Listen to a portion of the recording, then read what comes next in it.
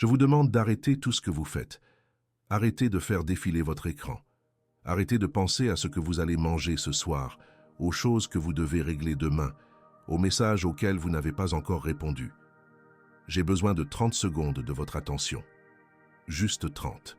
Parce que ce que je vais vous dire dans les prochaines minutes peut complètement changer votre vision de la vie, de votre foi, et la raison pour laquelle tant de choses semblent détonner, même quand vous faites tout correctement. Avez-vous déjà ressenti cela? Cette étrange impression d'avoir beau vous efforcer, prier, chercher, faire ce que vous savez devoir faire, et pourtant, quelque chose cloche? Vous vous levez tôt, vous travaillez dur, vous essayez d'être une bonne personne, vous lisez la Bible quand vous le pouvez, vous allez à l'église quand vous le pouvez, et pourtant, le soir, quand vous posez la tête sur l'oreiller, il y a un vide, un bruit, une agitation persistante. Et le plus troublant, c'est que vous ne savez même pas comment nommer ce qui ne va pas. Ce n'est pas forcément un péché grave, ce n'est pas une tragédie, ce n'est pas une crise financière, ni une rupture. C'est quelque chose de plus subtil, de plus profond, de plus silencieux.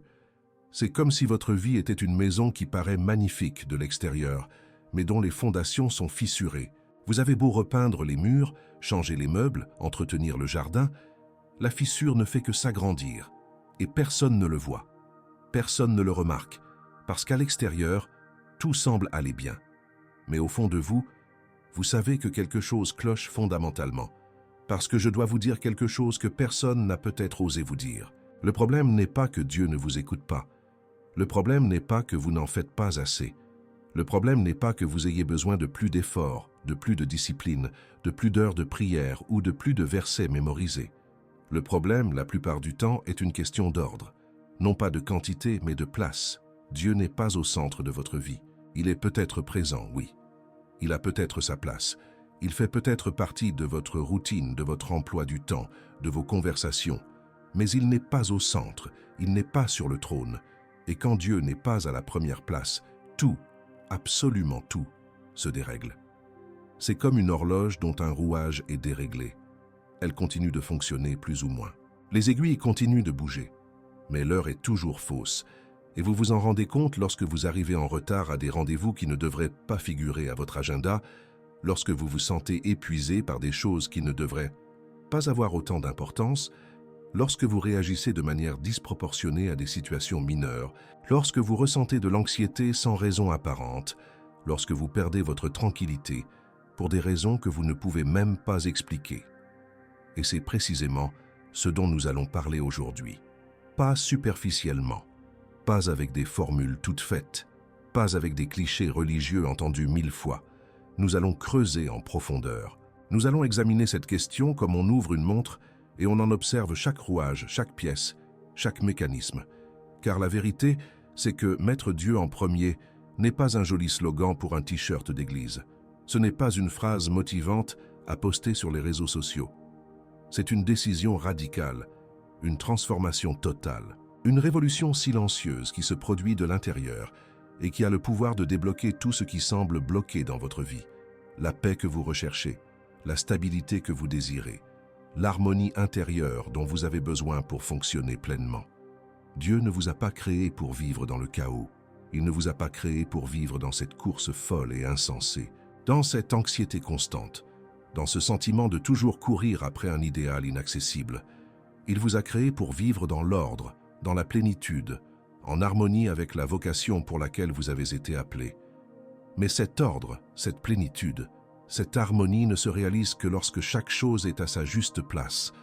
Et la juste place de Dieu ne se situe pas en marge de votre vie.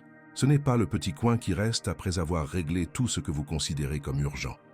La juste place de Dieu est au centre, au sommet, au point de départ de chaque décision, de chaque rêve, de chaque pas. Et c'est ce que je veux vous montrer aujourd'hui. Non seulement pourquoi c'est important, mais aussi comment cela se traduit concrètement. Ce qui change lorsque vous décidez véritablement de placer Dieu au-dessus de tout. Et ce qui arrive réellement lorsque vous ne le faites pas.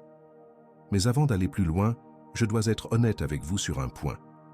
Quand la plupart des gens entendent l'expression « mettre Dieu en premier », ils pensent que c'est déjà le cas. Ils pensent que parce qu'ils vont à l'église le dimanche, qu'ils prient avant les repas, qu'ils ont une Bible sur une étagère ou un verset affiché sur le miroir de leur salle de bain, Dieu est déjà au centre de leur vie. Mais il y a une énorme différence, une différence abyssale, entre inclure Dieu dans sa vie et faire de lui le fondement de sa vie. Inclure Dieu, c'est l'ajouter à sa liste de choses à faire.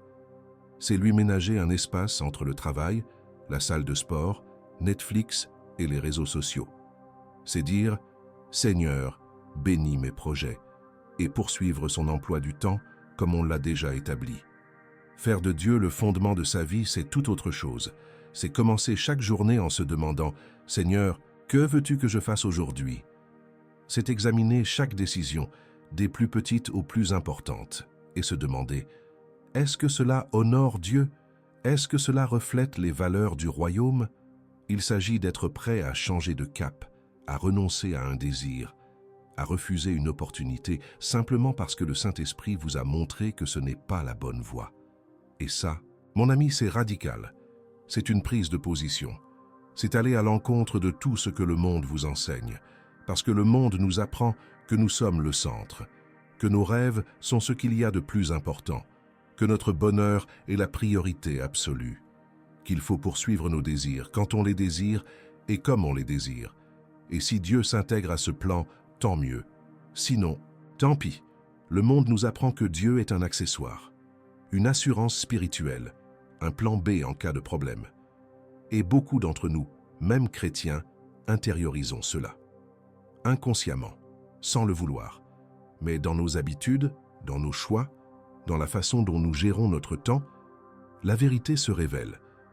Et la vérité, c'est que, pour beaucoup d'entre nous, Dieu est présent dans nos vies, mais n'y règne pas en maître. Il est là, mais pas maître. Il est inclus, mais pas une priorité. Je sais que cela peut paraître dur. Je sais que cela peut donner l'impression que je juge. Mais je ne suis pas là pour condamner qui que ce soit. Je suis là parce que je suis passé par là. Je suis là parce que je sais ce que c'est que de vivre avec Dieu en marge de la société. Je sais ce que c'est que de prier par habitude, d'aller à l'église par tradition, de lire la Bible par obligation. Et je sais aussi ce qui s'est passé quand j'ai compris, quand j'ai vraiment compris au plus profond de mon âme, que tant que Dieu ne serait pas au centre de tout, rien ne fonctionnerait correctement.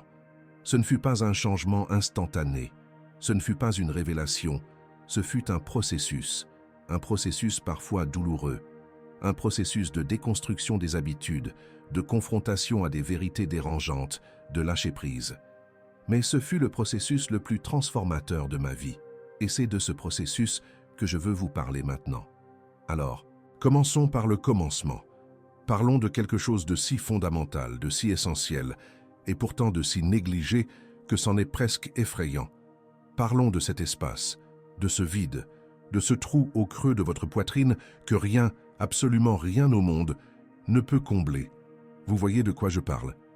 Peut-être ne l'appelez-vous pas ainsi, peut-être l'appelez-vous anxiété, peut-être l'appelez-vous agitation, peut-être l'appelez-vous insatisfaction chronique, peut-être même n'avez-vous pas de nom pour cela.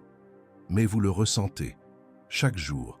C'est ce sentiment qu'il manque quelque chose, même quand on a tout.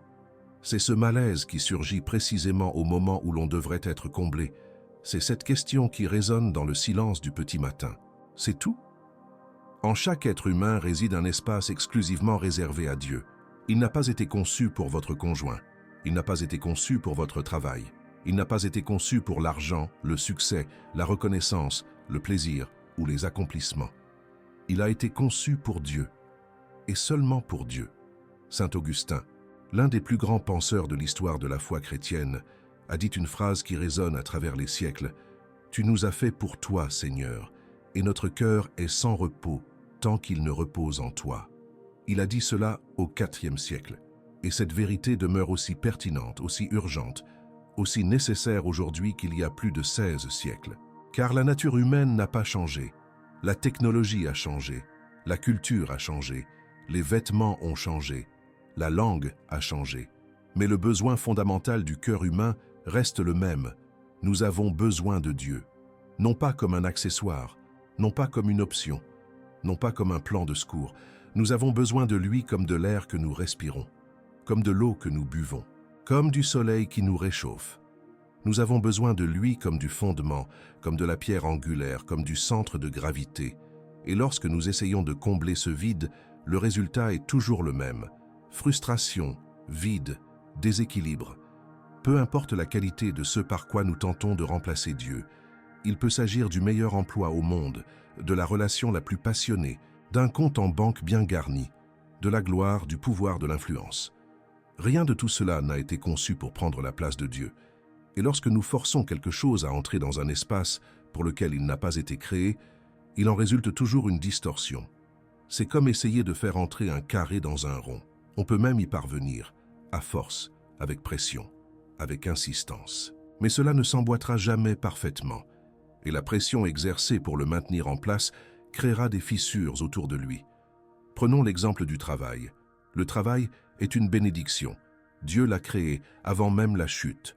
Adam travaillait dans le jardin. Le travail en soi est bon, digne, et fait partie du dessein divin. Mais lorsque le travail cesse d'être une bénédiction et devient une idole, lorsque l'on se définit par son activité, lorsque son identité est liée à son titre professionnel, lorsque sa valeur personnelle dépend de sa productivité, le travail devient une prison. On ne travaille plus pour vivre, on vit pour travailler. Et même lorsqu'on a atteint tous les objectifs que le travail peut offrir, la promotion, le salaire, la reconnaissance, le vide persiste. Car le travail n'a pas été conçu pour combler la place qui appartient à Dieu. Il en va de même pour les relations. L'amour humain est magnifique, un don de Dieu, mais lorsqu'on place une personne à la place de Dieu, lorsqu'on attend de son conjoint, de son petit ami, de sa petite amie, de son meilleur ami qu'il comble le vide que seul Dieu peut combler, on impose à un être humain imparfait un fardeau qu'il ne peut tout simplement pas porter. Et qu'arrive-t-il alors? Déception, exigence excessive, dépendance affective, jalousie, peur de perdre. Car au fond, on sait que cette personne n'est pas à la hauteur. Non pas parce qu'elle est mauvaise, non pas parce qu'elle ne nous aime pas, mais parce qu'elle est humaine. Et les êtres humains n'ont pas été conçus pour remplacer Dieu dans la vie de qui que ce soit. L'argent, c'est un outil utile, nécessaire, important. Mais quand l'argent devient le centre de tout, quand la quête de toujours plus, de sécurité financière devient le moteur de votre existence, vous entrez dans un cycle sans fin, car ce n'est jamais assez. Jamais. Demandez à n'importe quelle personne riche et honnête. Le solde du compte augmente, mais la paix ne suit pas. La sécurité financière s'accroît, mais l'anxiété ne diminue pas, car l'argent peut acheter le confort, mais pas la paix. Il peut acheter des médicaments, mais pas la guérison intérieure. Il peut acheter une maison, mais pas la transformer en foyer. L'argent occupe de l'espace, certes, mais pas l'espace qui appartient à Dieu. Et peut-être que la manière la plus subtile, et donc la plus dangereuse, de remplacer Dieu au centre de nos vies est la religion elle-même. Oui, vous avez bien entendu, la religion en tant que telle. Non pas la foi authentique, non pas une relation vivante avec Dieu, mais l'activisme religieux, la performance spirituelle, agir pour agir, aller à l'église par habitude, servir par obligation, prier par routine, lire la Bible pour cocher une case.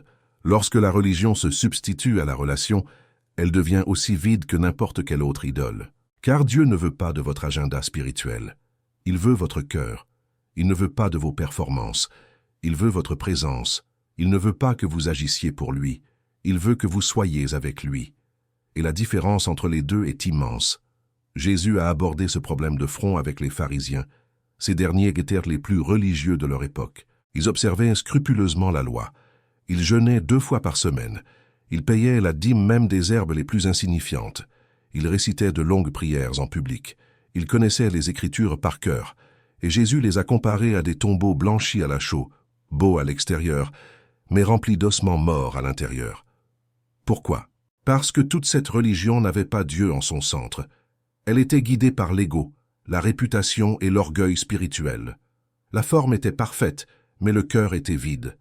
Et Jésus, en les observant, leur a dit « Vous m'honorez des lèvres, mais votre cœur est loin de moi. » C'est inquiétant, car cela signifie qu'il est possible d'être à l'église et loin de Dieu. Il est possible de chanter des louanges tout en ayant le cœur ailleurs.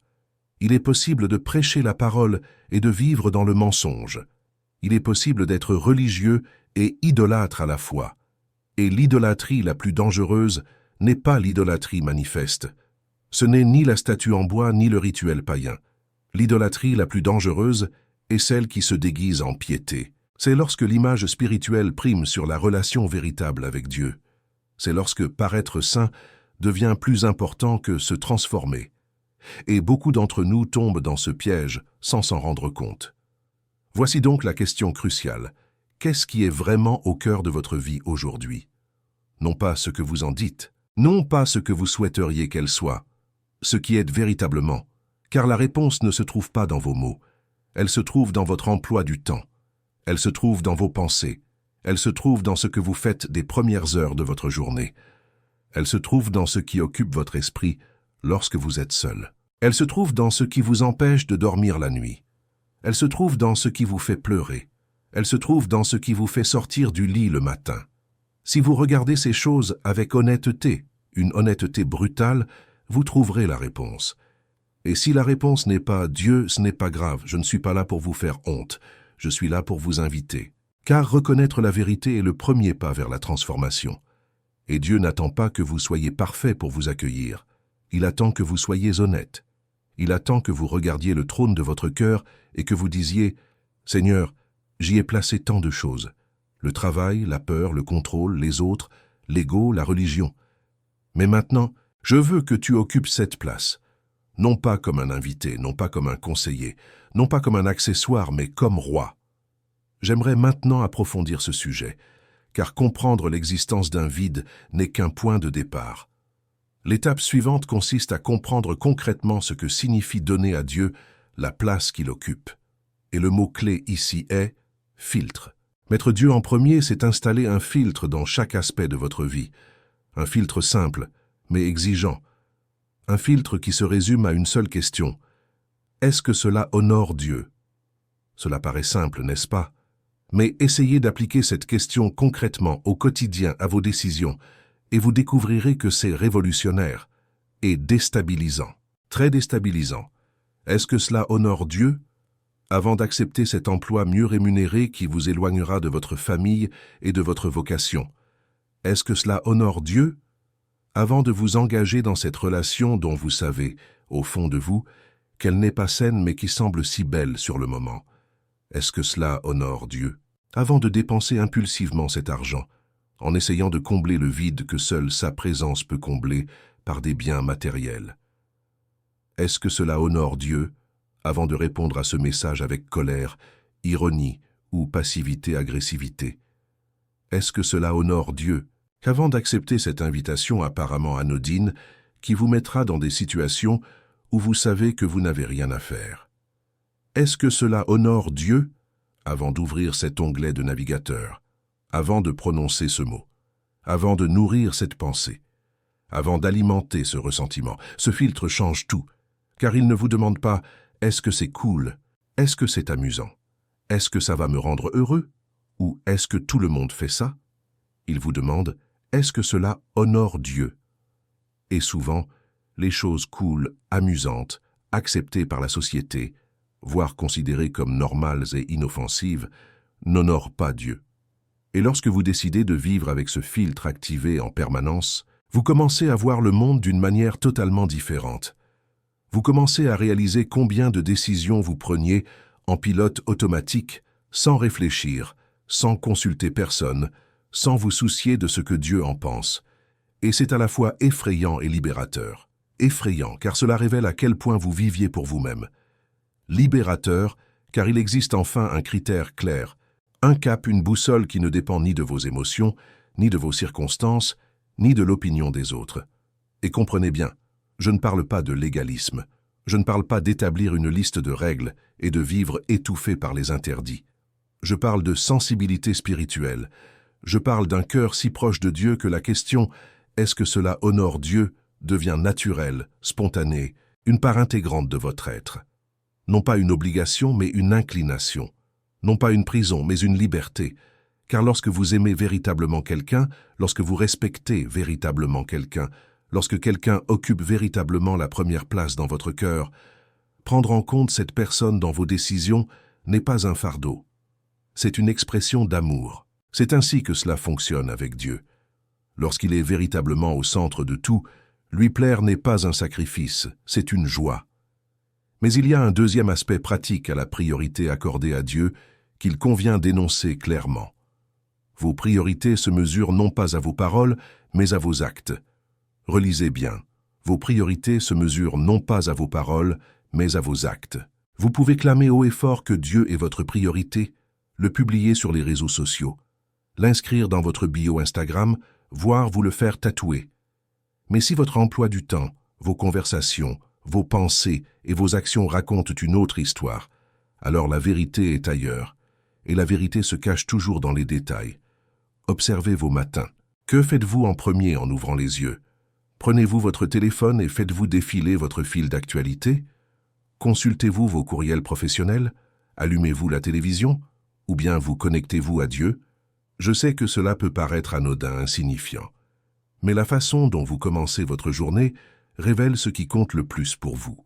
Lorsque vous vous réveillez et que votre premier réflexe est de vous précipiter dans le monde, vers les actualités, les réseaux sociaux, les exigences du travail, vous dites à votre cœur, à votre esprit et à Dieu, « Ces choses sont plus urgentes que toi. » Vous ne le faites peut-être pas intentionnellement, vous n'en avez peut-être même pas conscience, mais c'est le message que vous envoyez, et votre esprit le perçoit. Votre équilibre intérieur le perçoit, votre paix intérieure le perçoit. Maintenant, examinez vos conversations. De quoi parlez-vous le plus souvent? Pas lors de conversations spirituelles, mais dans vos conversations quotidiennes. Avec vos amis, à midi, pendant vos pauses au travail, dans les discussions de groupe. Parlez-vous de Dieu. Je ne dis pas que chaque conversation doit être un office religieux. Je ne dis pas que vous devez prêcher dans le groupe WhatsApp familial. Je vous demande simplement si la présence de Dieu dans votre vie est si réelle, si vivante, si transformatrice, qu'elle transparaît naturellement dans vos paroles. Jésus a dit que la bouche parle de ce dont le cœur est rempli. Si votre cœur est rempli de Dieu, cela finira par se refléter dans vos conversations. Si ce n'est jamais le cas, il est peut-être temps de vous interroger sur ce qui remplit vraiment votre cœur. Et examiner vos pensées. C'est le champ de bataille le plus intime et le plus révélateur. Car les pensées sont le dialogue que vous entretenez avec vous-même lorsque personne ne vous écoute. Et c'est dans ce dialogue que se révèlent vos véritables priorités. À quoi pensez-vous en conduisant? À quoi ruminez-vous avant de vous endormir? Qu'est-ce qui occupe votre esprit en l'absence de toute stimulation extérieure? Si ce sont des soucis d'argent, l'incertitude quant à l'avenir, du ressentiment envers quelqu'un, des fantasmes de réussite ou de reconnaissance, la peur du regard des autres, alors ce sont ces pensées qui occupent véritablement le trône. Non pas parce que vous êtes une mauvaise personne, mais parce que ce sont ces thèmes qui dominent l'espace qui devraient appartenir à Dieu. Et tant qu'ils domineront, la paix ne sera qu'une visiteuse occasionnelle dans votre vie, jamais une résidente permanente. Et voici une chose que je dois vous dire avec toute la prudence et la fermeté nécessaires. Mettre Dieu au premier plan est un combat. Un combat contre l'ego, un combat contre la chair, un combat contre la culture, un combat contre l'attraction naturelle du cœur humain, qui tend toujours vers lui-même. Depuis la chute en Éden, l'humanité a cette inclination à se prendre pour son propre Dieu, à décider elle-même du bien et du mal, à tracer sa propre voie, à bâtir son propre royaume. Et mettre Dieu au premier plan, c'est regarder cette inclination en face et dire « Non, je ne serai pas mon propre Dieu, je me soumettrai au vrai Dieu, je renoncerai au contrôle. J'échangerai mes projets contre les siens, même lorsque les miens semblent meilleurs, plus sûrs, plus confortables. » C'est ce que la Bible appelle le renoncement à soi-même.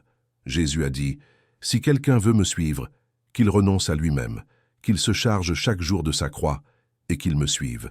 Renoncez à vous-même. Ne reniez pas votre essence. Ne vous anéantissez pas en tant que personne. Renoncez à toute prétention d'autonomie. Renoncez à l'illusion de savoir mieux que Dieu. Renoncez à l'orgueil qui murmure « Je n'ai besoin de personne, pas même de Dieu pour guider ma vie. » C'est l'ego qu'il faut détrôner. C'est la confiance en soi excessive qu'il faut remplacer par la confiance en Dieu. Et cela fait mal. Cela fait mal parce que l'ego refuse de mourir. Cela fait mal parce que le besoin de contrôle est addictif. Cela fait mal parce que l'abandon apparaît comme une faiblesse dans un monde qui idolâtre la force. Mais voici la grande ironie de l'Évangile. C'est dans l'abandon que l'on trouve la véritable force. C'est en cessant de lutter pour le contrôle que Dieu commence à ordonner le chaos. C'est en renonçant à ses propres plans que les plans de Dieu, infiniment meilleurs, commencent à se manifester. Le livre des Proverbes, chapitre 3, versets 5 et 6 dit « Confie-toi en l'Éternel de tout ton cœur, et ne t'appuie pas sur ta propre intelligence. Reconnais-le dans toutes tes voies, et il aplanira tes sentiers. » Avez-vous bien entendu? C'est lui qui aplanira tes sentiers, pas vous, lui. Mais la condition est la suivante.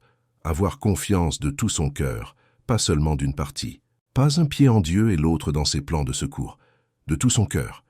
Entièrement, complètement, radicalement. Et cela signifie quelque chose de très précis et de très concret que la plupart des gens préfèrent ignorer. Cessez de demander à Dieu de bénir vos projets et commencez à vous interroger sur les siens. C'est le tournant décisif. C'est la différence entre une foi égocentrique et une foi centrée sur Dieu. La foi égocentrique dit « Seigneur, voici mes rêves, mes objectifs, mes projets, bénis tout cela. » Et Dieu, dans sa miséricorde, bénit, protège et agit souvent. Mais ce n'est pas ainsi que cela devrait fonctionner. La foi centrée sur Dieu dit « Seigneur, me voici. Que veux-tu construire à travers ma vie? Où veux-tu me faire pousser? Que veux-tu que je fasse et non ce que je veux faire ?» Et lorsque vous vivez ainsi, lorsque chaque décision est soumise à ce filtre, un phénomène surnaturel se produit. Les bonnes portes s'ouvrent, les mauvaises se ferment. Les chemins s'éclaircissent, la confusion se dissipe. Non pas parce que la vie devient facile, mais parce que vous n'êtes plus seul. Parce que le Créateur de l'univers guide vos pas. Je sais que cela paraît idéaliste. Je sais que cela paraît trop beau pour être vrai, mais je l'ai vu se produire tellement de fois, dans ma vie et dans celle de mon entourage, que je ne peux m'empêcher d'en témoigner. J'ai vu des personnes perdues, désorientées, brisées, sans repère, désespérées, sans aucun fondement, et qui, en décidant sincèrement de placer Dieu au centre de leur existence, ont vu leur vie complètement transformée, non pas du jour au lendemain, non pas sans souffrance, non pas sans un processus, mais transformée d'une manière qu'aucun effort humain ne saurait accomplir. Car lorsque Dieu commande, il commande véritablement. Lorsque Dieu restaure, il restaure entièrement. Lorsque Dieu bâtit, il bâtit sur le roc, et les tempêtes peuvent se déchaîner, mais la structure demeure. Et voici une distinction essentielle. Dieu ne désire pas occuper la première place dans votre vie par insécurité. Loin de là. Dieu n'a aucun problème d'estime de soi. Il n'a pas besoin de votre adoration pour se sentir bien. Il est Dieu, il est parfait, il est autosuffisant. Il existait avant toute chose, et existera éternellement, avec ou sans votre adoration. Il désire la première place, car il sait qu'il est le seul à pouvoir l'occuper sans vous détruire. Il désire la première place, car il vous aime et sait que toute autre place vous blessera. Il désire la première place car c'est seulement de là qu'il peut accomplir ce que lui seul peut faire, ordonner le chaos, guérir de l'intérieur et restaurer ce qui semble perdu. Imaginez un médecin qui vous dit « Faites-moi confiance et laissez-moi opérer ». Il ne le fait pas par vanité ni par insécurité. Il le fait parce qu'il sait que l'opération est nécessaire et qu'il est compétent pour la réaliser. Dieu observe votre vie, ce qui est désorganisé, les blessures que vous dissimulez, les rêves brisés, les relations qui se délitent, l'angoisse qui vous hante, la peur qui vous paralyse, et vous dit « Laissez-moi m'en occuper, laissez-moi opérer, laissez-moi être le premier, non pas parce que j'en ai besoin, mais parce que vous en avez besoin. » La différence entre laisser Dieu être premier et ne pas le lui permettre réside dans la différence entre une transformation superficielle et une transformation éternelle. La transformation superficielle, c'est changer de comportement sans changer son cœur. C'est cesser certaines actions par peur, par honte ou sous la pression sociale, alors qu'au fond de soi, le désir demeure, vibrant, attendant son heure. La transformation éternelle, c'est lorsque Dieu agit à la racine, lorsqu'il ne se contente pas d'élaguer les branches, mais qu'il traite la terre, lorsqu'il ne se contente pas de corriger ce qui ne va pas, mais qu'il guérit la cause même du mal.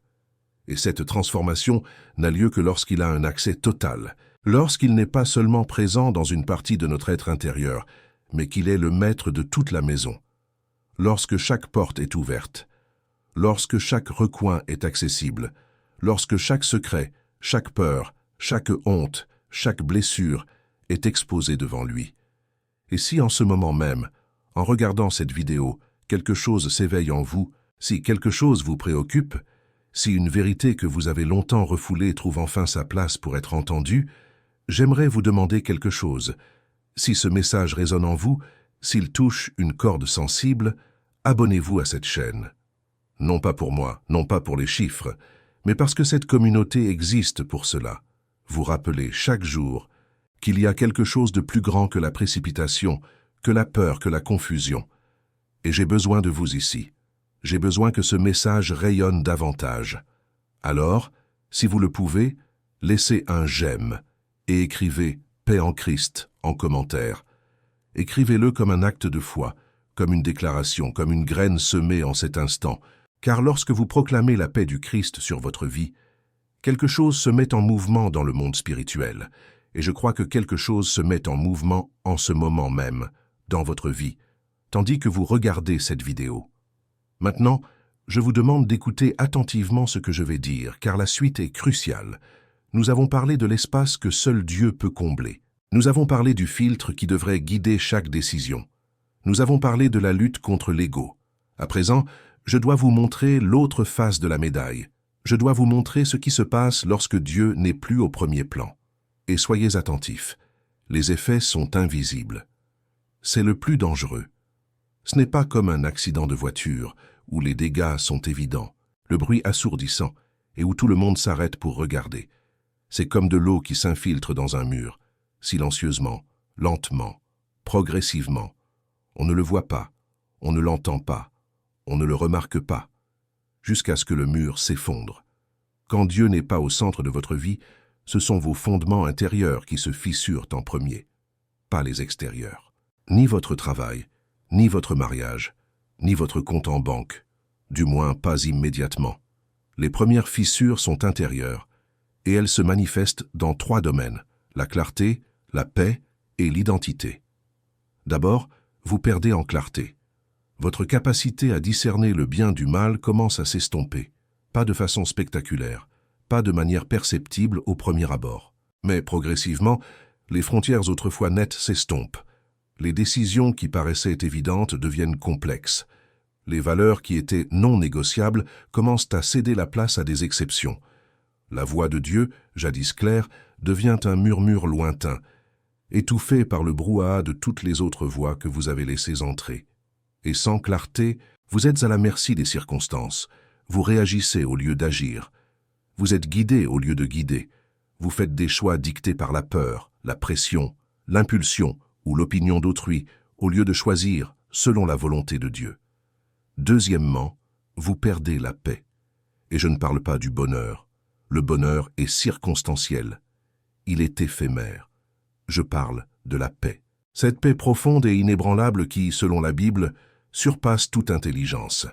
Cette paix qui ne dépend pas du fait que tout aille bien, mais qui existe malgré toutes les difficultés. Cette paix n'existe que lorsque Dieu est au centre. Lorsqu'il est écarté, la paix disparaît avec lui. Et à sa place s'installe l'anxiété, l'inquiétude, la peur de l'avenir, l'insécurité, le besoin constant de tout contrôler. Car sans Dieu au centre, vous devenez responsable du maintien de l'ordre, et les épaules humaines ne sont pas faites pour porter le poids de l'univers. Troisièmement, vous perdez votre identité.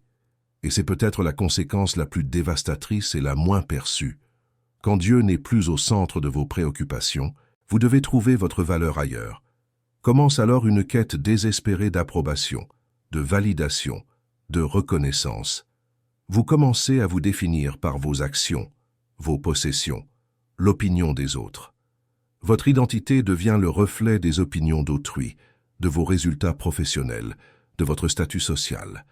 Et c'est une identité fragile, instable, qui peut être détruite par la critique, le rejet, l'indifférence, un changement de situation, car elle ne repose sur rien de solide.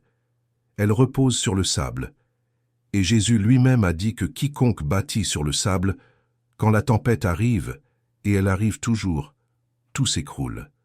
Mais les conséquences vont bien au-delà de ces trois domaines. Lorsque Dieu n'est pas au centre de nos vies, nous devenons vulnérables aux distractions. Et le monde d'aujourd'hui est une véritable usine à distractions. Notre téléphone portable, les réseaux sociaux, les algorithmes conçus pour capter notre attention, le flux incessant d'informations, de divertissements, d'actualités et d'opinions. Sans Dieu comme point d'ancrage, sans centre spirituel, nous sommes tiraillés dans tous les sens. Nous commençons la journée avec l'intention de prier et nous finissons par faire défiler Instagram pendant 1 heure. Nous nous asseyons pour lire la Bible et prenons notre téléphone pour juste vérifier une chose. Et avant même de nous en rendre compte, 30 minutes se sont écoulées.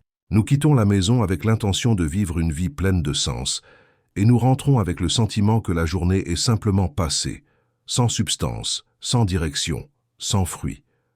Et lorsque les distractions s'accumulent, elles se transforment en idolâtrie moderne, invisible, acceptable, voire glorifiée par la société. Le travail devient obsession, la ligne d'arrivée devient compulsion, la personne devient dépendance, le divertissement devient fuite, la consommation devient anesthésie, le succès devient addiction.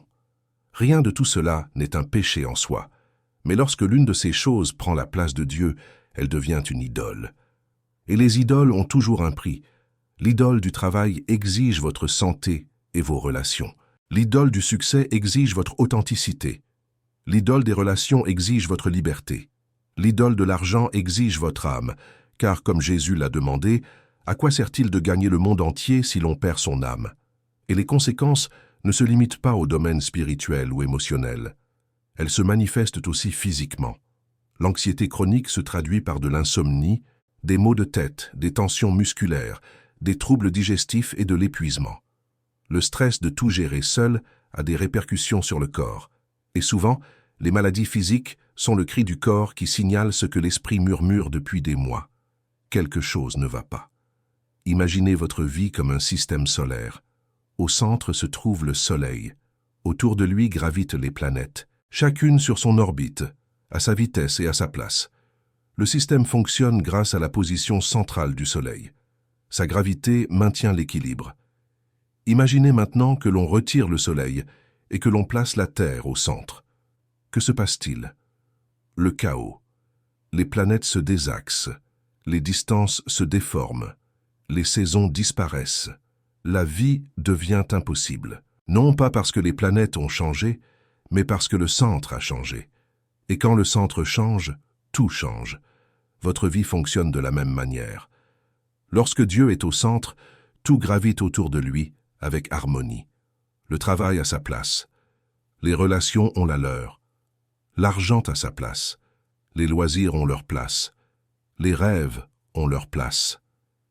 Chaque chose dans son orbite, à sa juste mesure, avec l'importance qui lui revient. Mais lorsque vous retirez Dieu du centre et y placez autre chose, le travail, une relation, l'argent, le succès, le plaisir, ou même vous-même, tout se désordonne. Ce qui devrait être insignifiant devient démesuré. Ce qui devrait être prioritaire devient secondaire. Et vous vous retrouvez pris dans un cycle d'ajustement constant, à essayer de rétablir l'équilibre dans le déséquilibre, d'ordonner le chaos, de maintenir debout ce qui s'effondre. Et le plus frustrant, c'est que souvent, on ne sait pas pourquoi. On ne comprend pas pourquoi on est si fatigué, si anxieux, pourquoi rien ne semble à sa place, pourquoi les relations sont tendues, pourquoi le travail ne procure aucune satisfaction, pourquoi la foi semble tiède. On essaie de résoudre ces problèmes un par un. On essaye de travailler moins, de mieux communiquer, de changer de travail, de se lancer dans un nouveau loisir, d'essayer une thérapie, de tester de nouvelles stratégies. Et beaucoup de ces tentatives sont bonnes et nécessaires. Mais si le problème de fond persiste, aucun ajustement superficiel ne pourra le résoudre. On traite les symptômes, pas la cause. On taille les branches, mais la racine reste malade. Je sais que cela peut paraître simpliste, mais ce n'est pas le cas. Je sais que la vie est complexe. Je sais qu'il y a des problèmes psychologiques, des situations pratiques, des contextes spécifiques. Je ne dis pas que mettre Dieu au premier plan résoudra tout comme par magie du jour au lendemain. Je dis que sans lui au centre, aucune autre solution ne fonctionnera pleinement. Il est le fondement. Et sans fondement, aussi beau soit l'édifice, il ne tiendra pas.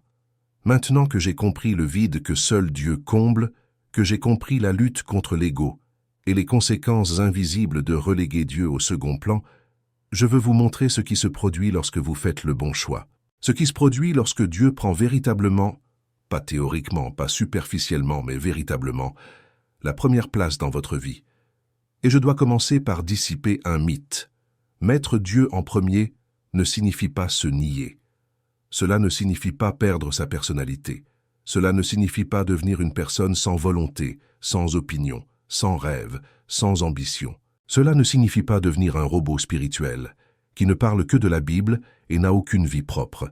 C'est l'une des plus grandes idées fausses concernant la foi chrétienne. L'idée que suivre Dieu, c'est se perdre. Alors qu'en réalité, c'est tout le contraire. Lorsque Dieu est au premier plan, vous ne vous perdez pas. Vous vous retrouvez. Tu te découvres toi-même parce que tu découvres enfin qui tu es vraiment. Pas qui le monde dit que tu es, pas qui les réseaux sociaux te disent que tu devrais être, pas qui tes parents ont projeté sur toi, pas qui tes insécurités t'ont convaincu que tu ne serais jamais, mais qui Dieu dit que tu es. Et qui Dieu dit que tu es est infiniment plus grand que tout ce que tu as pu imaginer. Dieu dit que tu es un enfant, pas un employé, pas un esclave, pas un subordonné, un enfant, un héritier, aimé, choisi avant la création du monde, créé avec un but, doté de dons uniques, appelé à quelque chose que toi seul peux accomplir. Et lorsque votre identité vient de Dieu, elle devient inébranlable, car elle ne dépend ni de vos performances, ni de votre apparence, ni de votre statut social, ni de l'opinion d'autrui. Même face au rejet, votre identité demeure. Même en cas d'échec, elle demeure. Même lorsque le monde s'écroule autour de vous, votre identité demeure. Car elle ne repose sur rien de ce que le monde peut donner ou enlever. Elle repose sur l'amour d'un Dieu immuable, infaillible, incorrigible, qui ne recule jamais et qui a dit « Je t'ai aimé d'un amour éternel. C'est pourquoi je t'ai attiré par une bonté éternelle. » Et cela change votre façon de prier. Lorsque votre identité est en Dieu, vous priez avec confiance. Non pas avec arrogance, mais avec confiance. Vous ne priez pas comme quelqu'un qui mendie des miettes à la table d'un roi lointain. Vous priez comme un enfant qui s'approche de son Père aimant.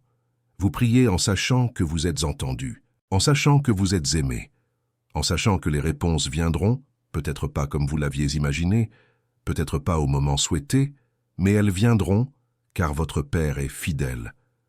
La prière cesse d'être un rituel et devient une conversation. Elle cesse d'être une obligation et devient un refuge. Elle cesse d'être une liste de demandes et devient une rencontre. Et cela change votre façon de vivre.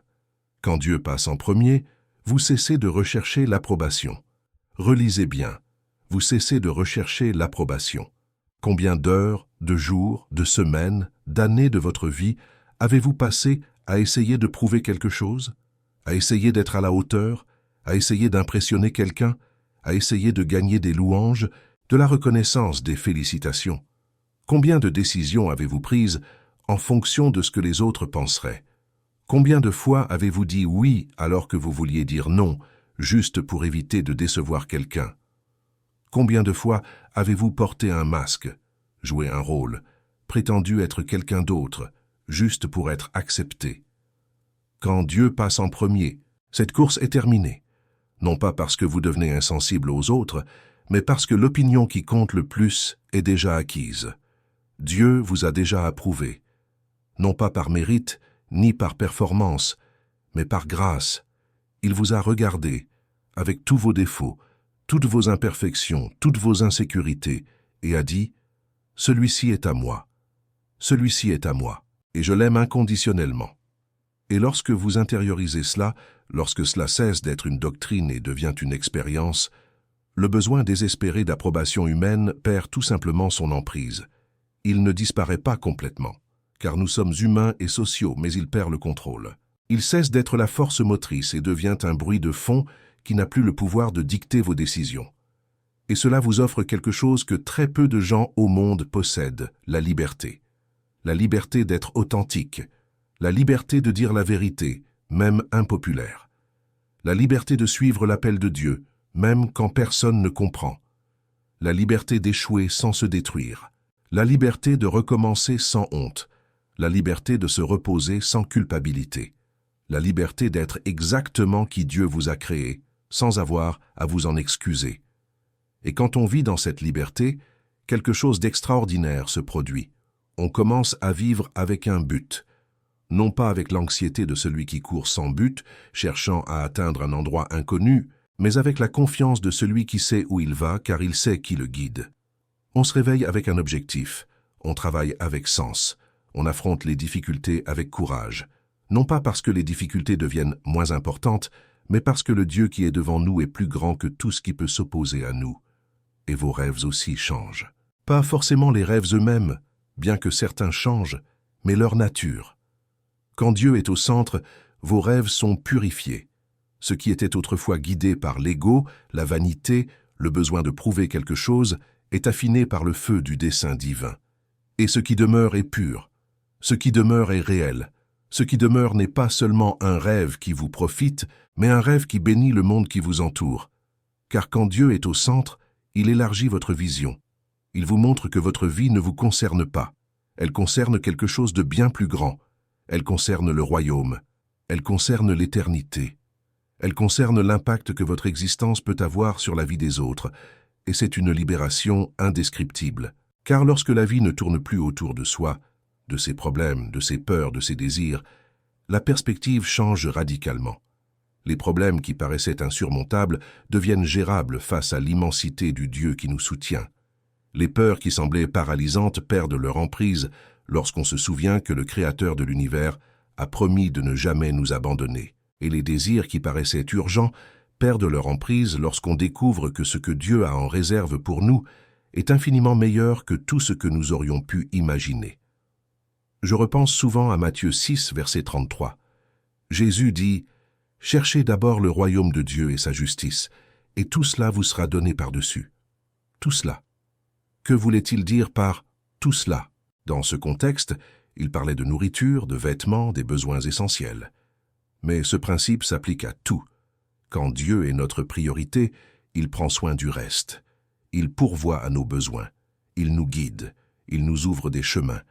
Non pas comme par magie, comme si nous n'avions rien à faire, mais de façon surnaturelle, là où notre obéissance rencontre sa providence, là où nos efforts sont décuplés par sa grâce, là où les portes qui doivent être ouvertes s'ouvrent au moment opportun, et celles qui doivent être fermées se referment pour nous protéger.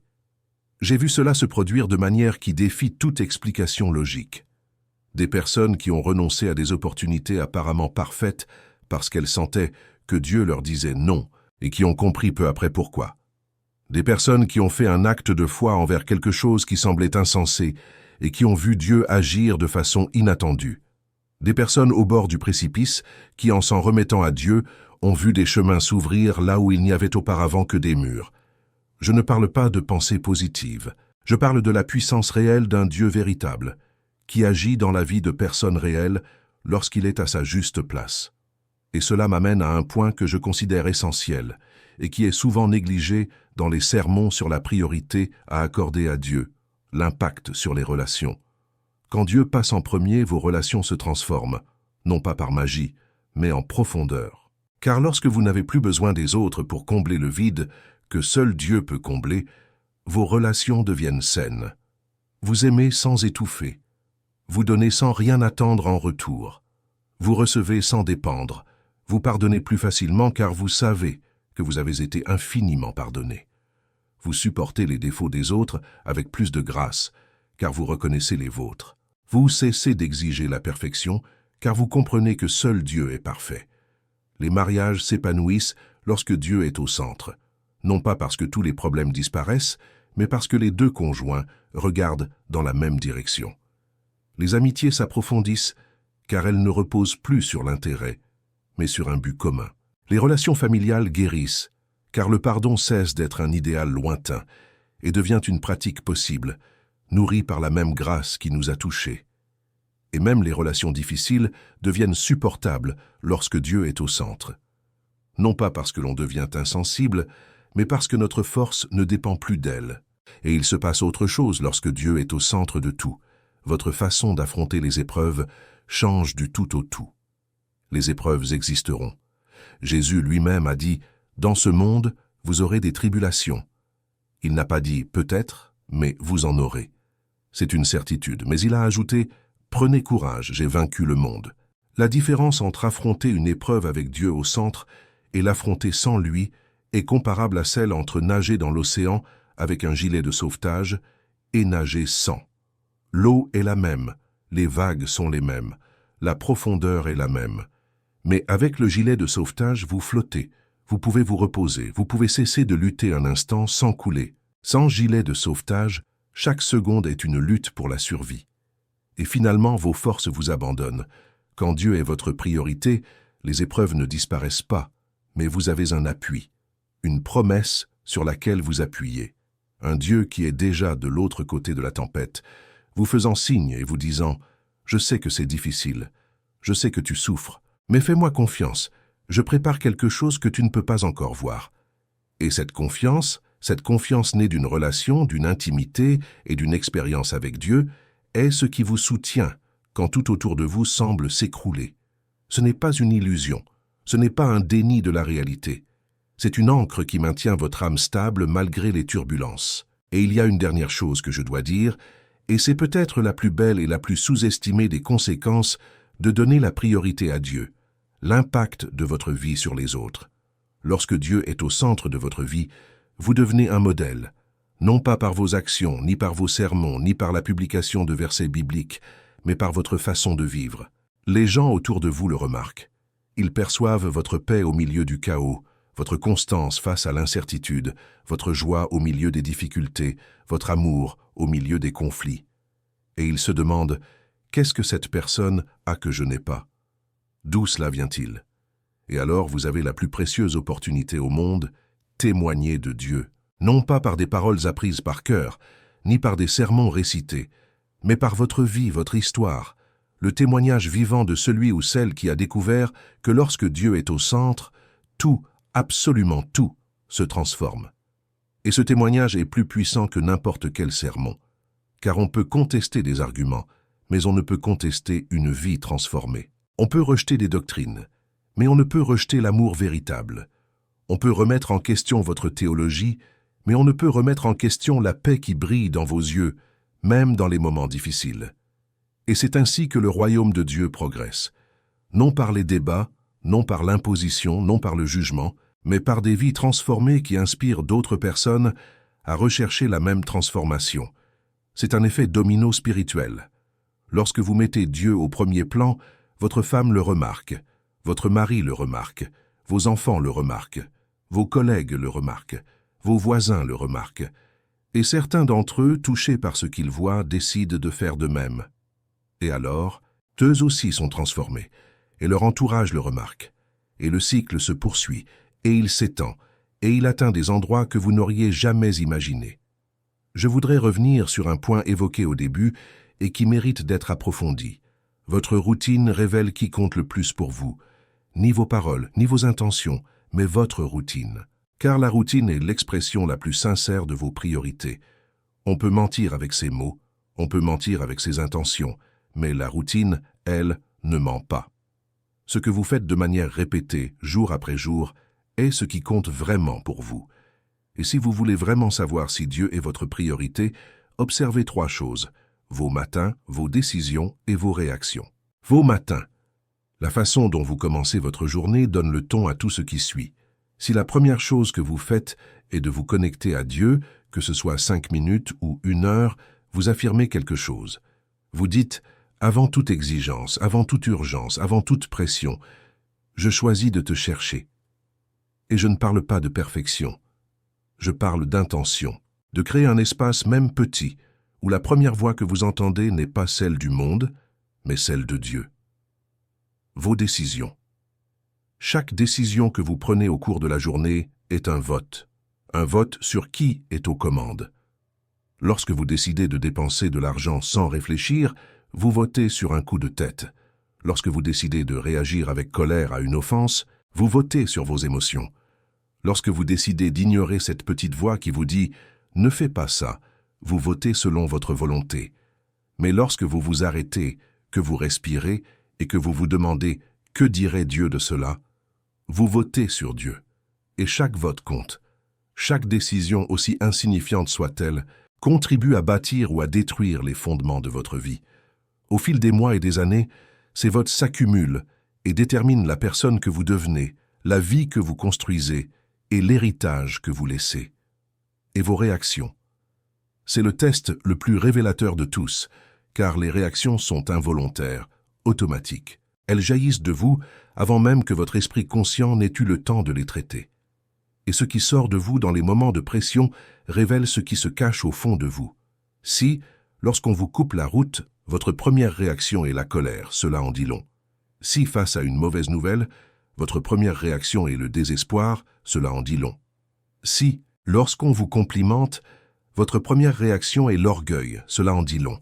Et si, lorsque la vie vous met à l'épreuve, votre premier réflexe est de vous tourner vers Dieu, de chercher sa présence, de vous souvenir de ses promesses, de trouver refuge en sa souveraineté, cela aussi en dit long. Cela révèle qu'il est au centre de tout, qu'il est votre point de repère principal, qu'il n'est pas seulement un élément de votre vie, mais son fondement. Je sais qu'il est difficile de changer ces réactions, car elles sont façonnées par des années d'habitude, de traumatisme, de schémas acquis, d'une programmation émotionnelle profondément ancrée. Je ne dis pas que c'est facile, je dis que c'est possible, et que le chemin vers un changement de réaction commence par un changement de centre. Lorsque Dieu devient le véritable centre, non seulement dans les discours, mais aussi dans la pratique quotidienne, les réactions commencent à changer. Pas du jour au lendemain, mais progressivement. Comme un arbre transplanté dans une terre plus fertile, au début, rien ne semble différent. Mais avec le temps, les fruits changent. Car la racine est ailleurs. La source de nourriture est différente. Et lorsque cette source est Dieu, les fruits sont l'amour, la joie, la paix, la patience, la bonté, la fidélité, la douceur et la maîtrise de soi. Et maintenant, j'aimerais aborder un point qui peut sembler paradoxal, mais qui est absolument fondamental. Donner la priorité à Dieu change votre rapport à la peur. Il ne s'agit pas d'éliminer la peur. Ce serait surhumain et irréaliste. La peur fait partie de l'expérience humaine, mais il y a une différence fondamentale entre ressentir la peur et être gouverné par elle. Quand Dieu n'est pas au centre de nos vies, la peur règne. Elle dicte nos décisions. Elle paralyse nos actions.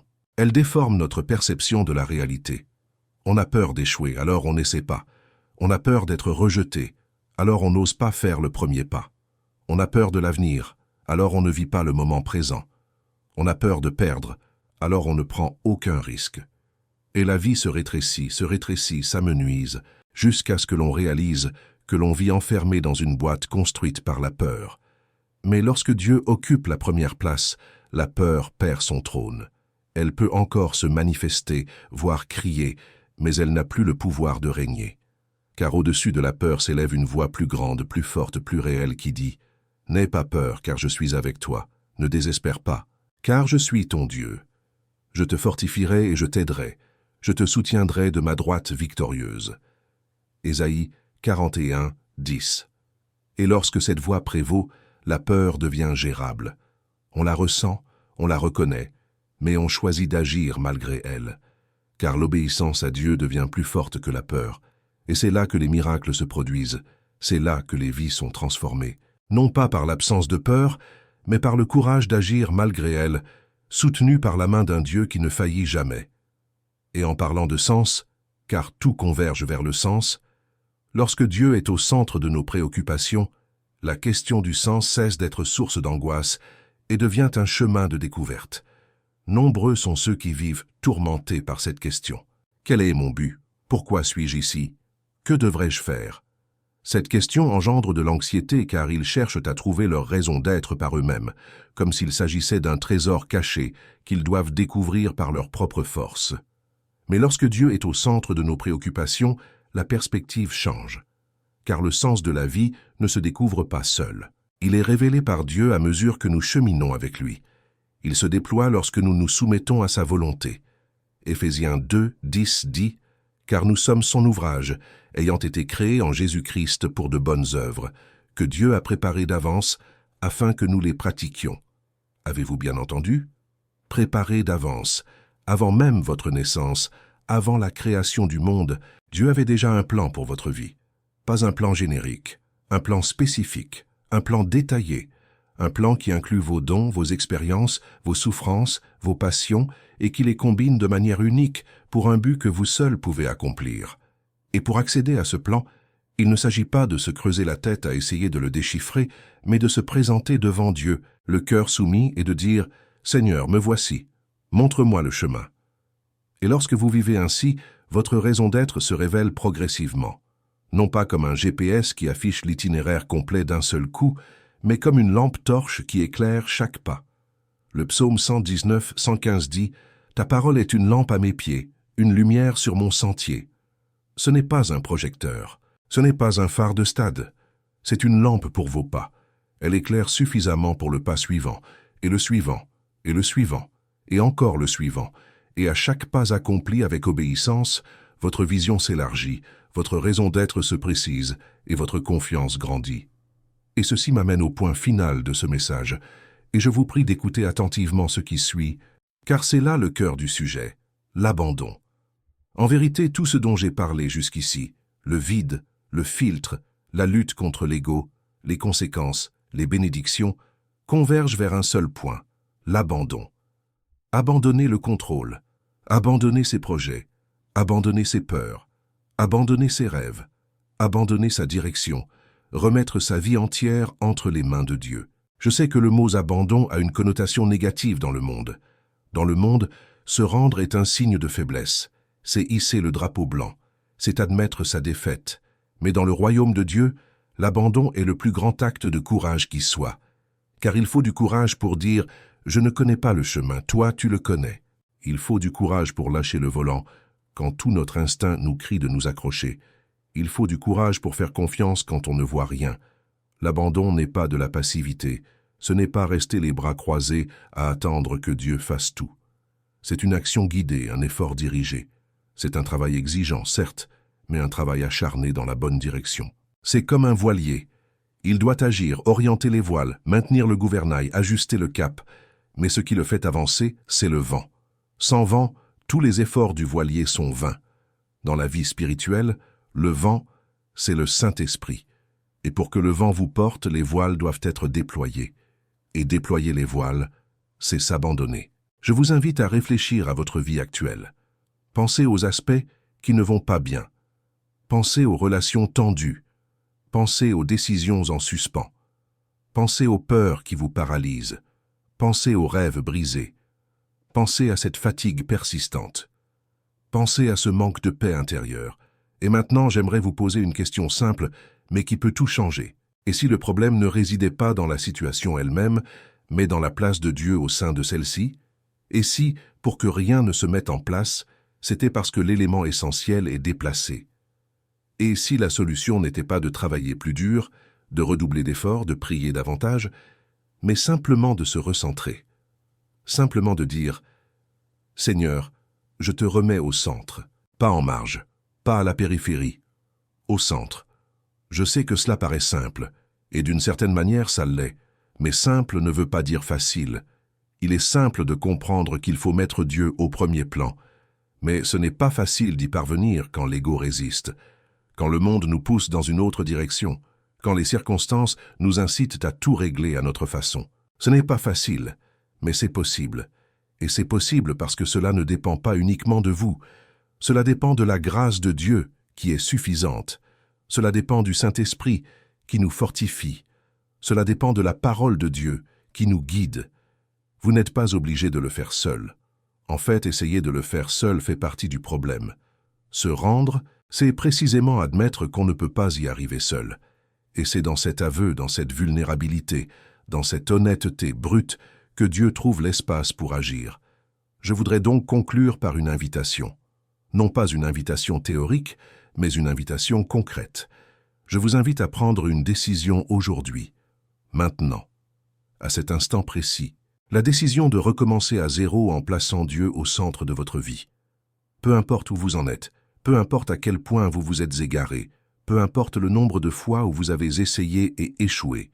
Ce qui compte, c'est qu'aujourd'hui, maintenant, vous écoutez ce message et qu'une voix intérieure vous dise « Voilà, voilà ce qui manque, voilà ce qui doit changer. » Dieu n'est pas en colère contre vous, il n'est pas déçu. Il n'attend pas passivement que vous prouviez votre valeur. Il vous accueille à bras ouverts.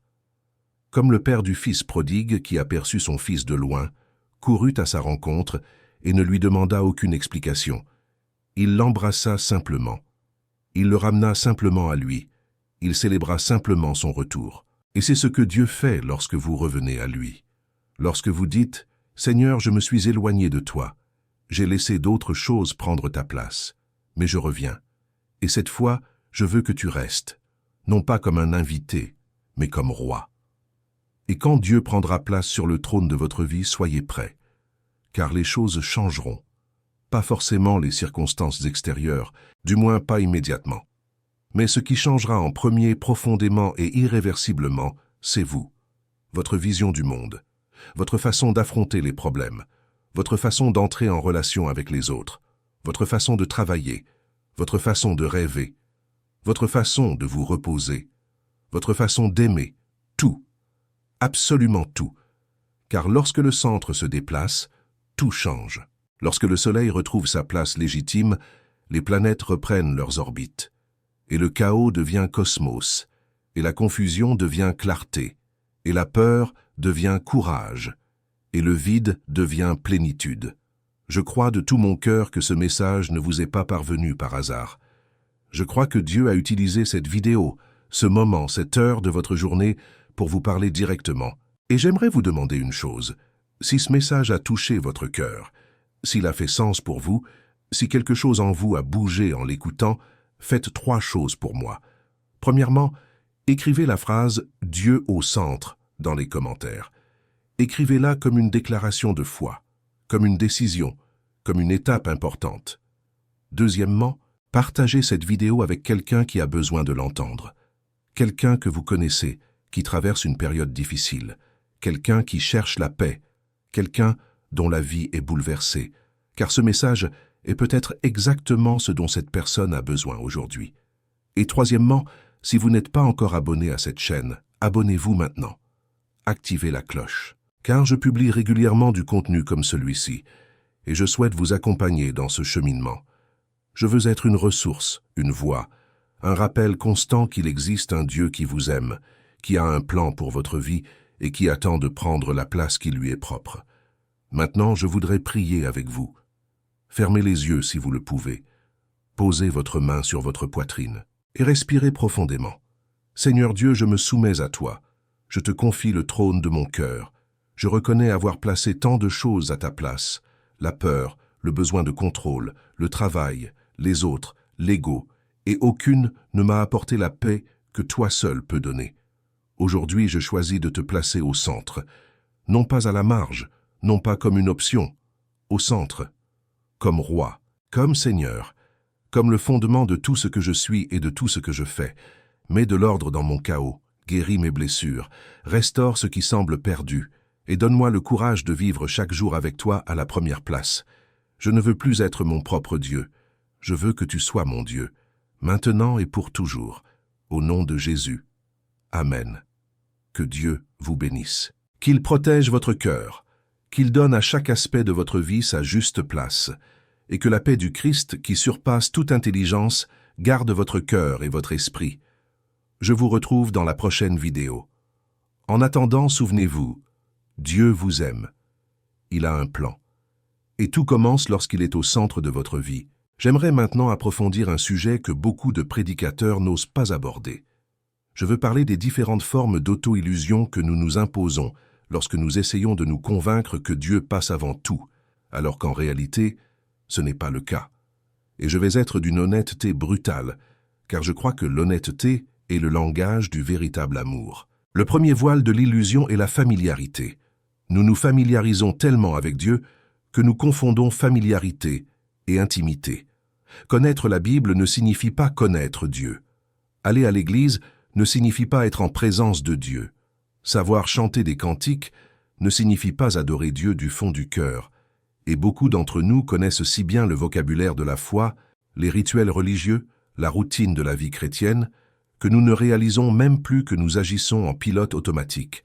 Nous faisons les bonnes choses pour de mauvaises raisons, ou bien nous les faisons sans émotion, sans connexion, sans vie. Et Dieu, en voyant cela, dit « Je préfère un cœur sincère qui tremble en priant à une prière éloquente qui ne vient pas du cœur. Le deuxième niveau d'illusion est la comparaison. Nous regardons ceux qui nous entourent, ceux qui ne prient pas, qui ne cherchent pas Dieu, qui ne se soucient pas de sa présence, et nous nous sentons bien dans notre vie spirituelle. Au moins, je vais à l'église. Au moins, je lis la Bible. Au moins, je ne fais pas ceci ou cela. Et, par cette comparaison, nous nous persuadons que nous nous en sortons bien, que nous sommes sur la bonne voie, que nous sommes meilleurs que la moyenne. Mais la comparaison est un piège mortel, car Dieu ne vous compare à personne. Il ne vous évalue pas par rapport à votre voisin, votre collègue, votre frère ou sœur de l'Église. Il vous évalue par rapport à ce qu'il sait que vous pouvez devenir, par rapport au potentiel qu'il a placé en vous. Et lorsque vous vous comparez aux autres, vous visez bas. Vous vous contentez de la médiocrité spirituelle simplement parce qu'il y a des gens dans des situations pires. Et la médiocrité spirituelle n'a jamais été le plan de Dieu pour qui que ce soit. Le troisième niveau d'auto-illusion est l'excuse. Je sais que je dois prier davantage, mais je suis trop occupé. Je sais que je dois me rapprocher de Dieu, mais je traverse une période difficile. Je sais que je devrais changer, mais ce n'est pas le bon moment. Les excuses sont le langage d'un cœur partagé, et un cœur partagé est un cœur qui affirme que Dieu est premier, mais qui vit comme s'il était troisième, quatrième, voire cinquième. Jacques 1, verset 8, dit qu'un homme à l'esprit partagé est instable dans toute sa conduite. Esprit partagé, cœur partagé, vouloir servir deux maîtres, et Jésus a été clair. Nul ne peut servir deux maîtres, soit on aime l'un et on hait l'autre, soit on s'attache à l'un et on méprise l'autre. Il n'y a pas de juste milieu, il n'y a pas de neutralité, soit Dieu est premier, soit il ne l'est pas. Si je pouvais identifier la racine profonde de cette illusion, je dirais que c'est la peur de l'abandon. Nous avons peur de lâcher prise car, au fond, nous ne croyons pas pleinement que Dieu prendra soin de nous. Nous craignons que si nous nous abandonnons, les choses tournent mal. Nous craignons que si nous renonçons à nos projets, Dieu nous demande quelque chose que nous ne désirons pas. Nous craignons que la volonté de Dieu soit moins bonne que la nôtre. Et cette peur est compréhensible. Elle est humaine, elle est naturelle. Mais c'est un mensonge. C'est le même mensonge que le serpent a proféré à Ève dans le jardin d'Éden. Dieu te cache quelque chose. Dieu ne veut pas ton bien. Dieu te limite. Et ce mensonge, déguisé en prudence, en circonspection et en bon sens, est ce qui empêche des millions de personnes de mener une vie spirituellement médiocre, alors qu'elles pourraient vivre pleinement la vie que Dieu a prévue pour elles. La vérité qui libère, qui transforme, qui guérit, c'est que la volonté de Dieu est bonne, agréable et parfaite. Romains 12, 2. Elle n'est pas seulement bonne, elle est agréable et parfaite. Dieu ne cherche pas à vous faire du mal. Il ne cherche pas à vous limiter. Il ne cherche pas à vous rendre malheureux. Son plan est l'abondance, c'est la plénitude, c'est la vie. Jésus a dit, « Je suis venu afin que les brebis aient la vie, et qu'elle l'ait en abondance. » Jean 10, 10. L'abondance. Pas la pénurie, pas la médiocrité, pas la simple survie. L'abondance. Et cette abondance commence lorsqu'il est au centre de tout. Et j'aimerais maintenant aborder un sujet très concret. Comment placer Dieu au centre de sa vie quotidienne? Car je sais que beaucoup de gens entendent ce genre de message, se laissent emporter par l'émotion, prennent des décisions sur un coup de tête, et puis, le lundi matin, quand la réalité reprend son cours, rien n'a changé. Je ne veux pas que cela vous arrive. Je souhaite que ce message porte des fruits durables. Alors, soyons concrets. La première étape pratique consiste à instaurer un temps quotidien avec Dieu. Pas un temps exorbitant, ni quelque chose d'impossible. Un temps raisonnable, régulier et non négociable. 15 minutes, 30 minutes, 1 heure si votre emploi du temps le permet. Mais ce temps doit être quotidien, régulier et prioritaire. Pas un simple passe-temps, mais ce qui compte vraiment. Avant le téléphone, avant les actualités, avant les réseaux sociaux, avant tout. Et pendant ce temps, faites 3 choses. Lisez la parole, priez et recueillez-vous en silence. Lire la parole, c'est nourrir son esprit. C'est s'imprégner de la vérité de Dieu pour pouvoir affronter les mensonges que le monde déverse quotidiennement. Prier, c'est parler au Père. C'est ouvrir son cœur, partager ses soucis, demander conseil, rendre grâce, adorer. Et le silence, Peut-être l'aspect le plus négligé et le plus puissant, c'est se mettre à l'écoute de Dieu. C'est cesser de parler et commencer à écouter. Car Dieu ne crie pas, il murmure. Et pour entendre un murmure, il faut le silence. La deuxième étape pratique consiste à identifier vos idoles. Je sais que le mot « idole » peut paraître extrême, comme un concept d'un autre temps. Mais une idole, c'est simplement tout ce qui occupe la place qui appartient à Dieu. Il peut s'agir de votre téléphone portable, de votre travail, d'une personne, de la peur du besoin de contrôle ou encore de l'opinion des autres. Demandez-vous honnêtement, de quoi ne puis-je me passer? À quoi pensais-je en premier au réveil? Qu'est-ce que je crains le plus de perdre? Les réponses à ces questions révéleront les idoles de votre cœur. Une fois identifiées, présentez-les à Dieu, non pas avec honte, mais avec sincérité. Dites, « Seigneur, j'ai compris que cela prenait ta place. Aide-moi à l'enlever. Aide-moi à te remettre au centre de ma vie. » La troisième étape pratique consiste à prendre l'habitude de se poser la question du filtre. Vous vous souvenez de la question dont je parlais plus tôt? Est-ce que cela honore Dieu?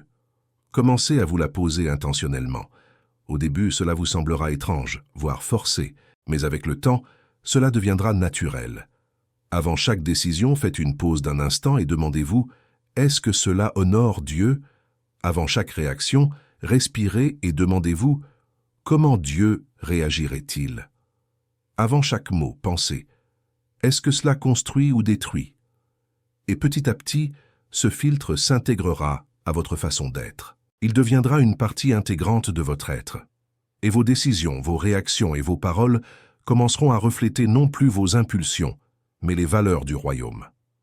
La quatrième étape pratique consiste à s'entourer de personnes qui partagent cette vision. La Bible dit que les mauvaises fréquentations corrompent les bonnes mœurs, et l'inverse est tout aussi vrai. Les bonnes fréquentations renforcent les bonnes habitudes. Si vous essayez de donner la priorité à Dieu, mais que vous êtes entouré de personnes qui vivent pour le monde, la pression sera constante. Je ne dis pas de rompre tous vos liens. Je dis de créer une communauté de foi, un petit groupe, un ami de confiance, un mentor spirituel, qui vous accompagne dans ce cheminement. Quelqu'un qui vous responsabilise, qui vous encourage, qui vous reprend avec amour lorsque vous vous égarez, qui prie pour vous dans les moments difficiles. Personne n'est fait pour cheminer seul. Et le chemin qui consiste à donner la priorité à Dieu est trop ardu pour être entrepris dans la solitude. La cinquième étape pratique consiste à être patient avec soi-même. C'est peut-être la plus difficile pour beaucoup, car nous aspirons à un changement instantané. Nous voulons prendre la décision aujourd'hui et être transformés demain. Mais la vie spirituelle ne fonctionne pas ainsi. La transformation est un processus qui se déroule jour après jour, décision après décision, abandon après abandon. Il y aura des jours où vous échouerez, des jours où l'ego l'emportera, des jours où les vieilles habitudes reviendront en force. Et lorsque cela arrive, sans hésitation, n'abandonnez pas, ne vous condamnez pas, n'ayez pas honte, relevez-vous, secouez la poussière et recommencez. Car le chemin avec Dieu n'est pas une question de perfection, mais de direction. Peu importe le nombre de fois où vous tombez, pourvu que vous vous releviez et continuiez à marcher dans la bonne direction. Et je voudrais partager une expérience personnelle. Il y a eu des moments dans mon cheminement spirituel où je pensais avoir Dieu pleinement au centre de ma vie. Puis, un imprévu survenait, une pression inattendue, une tentation insidieuse, et je réalisais qu'il y avait encore des aspects de ma vie auxquels je ne m'étais pas encore abandonné. À chaque fois, j'avais deux options. Faire comme si tout allait bien ou être honnête avec Dieu. Et chaque fois que j'ai choisi l'honnêteté, Dieu a été fidèle. Il ne m'a pas condamné. Il m'a accueilli. Il m'a corrigé avec amour. Il m'a montré le chemin à suivre. Et ce cycle de découverte, d'abandon, de croissance est le cycle de la vie chrétienne. Il n'est pas linéaire. C'est une spirale ascendante, avec des hauts et des bas, mais toujours en ascension, toujours un rapprochement avec le Christ. Et c'est ce que je vous souhaite. Non pas la perfection, mais le progrès. Non pas une vie sans défaut, mais une vie guidée. Non pas l'absence d'épreuves, mais la présence de Dieu dans chaque épreuve.